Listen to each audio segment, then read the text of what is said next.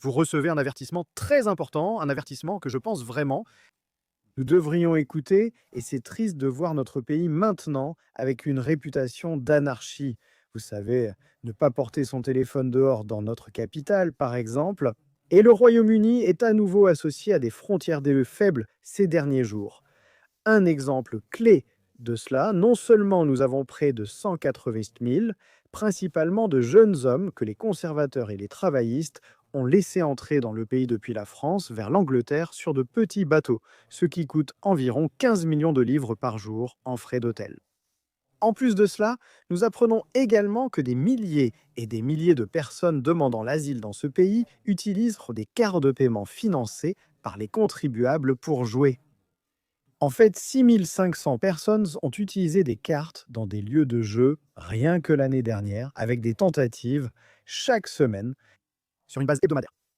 Certains se réveillent en découvrant que notre pays, notre gouvernement, a en fait entrer clandestinement des personnes d'Afghanistan sans que nous en soyons informés. Vous avez vu des pays comme l'Allemagne renvoyer maintenant des personnes en Afghanistan. Lorsque vous examinez la question de l'immigration illégale, ne laissez jamais personne vous dire qu'on ne peut rien faire, que c'est trop difficile et impossible à stopper. Observez ce qui est arrivé aux États-Unis. Vous venez de voir que les passages illégaux à la frontière sud avec l'Amérique ont atteint un niveau historiquement bas sous Trump. Et vous pouvez voir ici le contraste. Pendant de nombreux mois du mandat de Biden, la patrouille frontalière a enregistré plus de 6000 arrestations par jour. Et certains jours, les passages illégaux quotidiens ont dépassé 10 000 par jour. Sous Trump, vous venez de voir le nombre le plus bas jamais enregistré. 6 000 en un mois contre ce qui était 6 000 par jour. Voilà ce que Trump a réellement accompli, que cela vous plaise ou non. C'est ce qu'on appelle des résultats, pas ces discours pathétiques que nous avons vus de la part des conservateurs, alors que rien ne change réellement. En fait, la situation empire.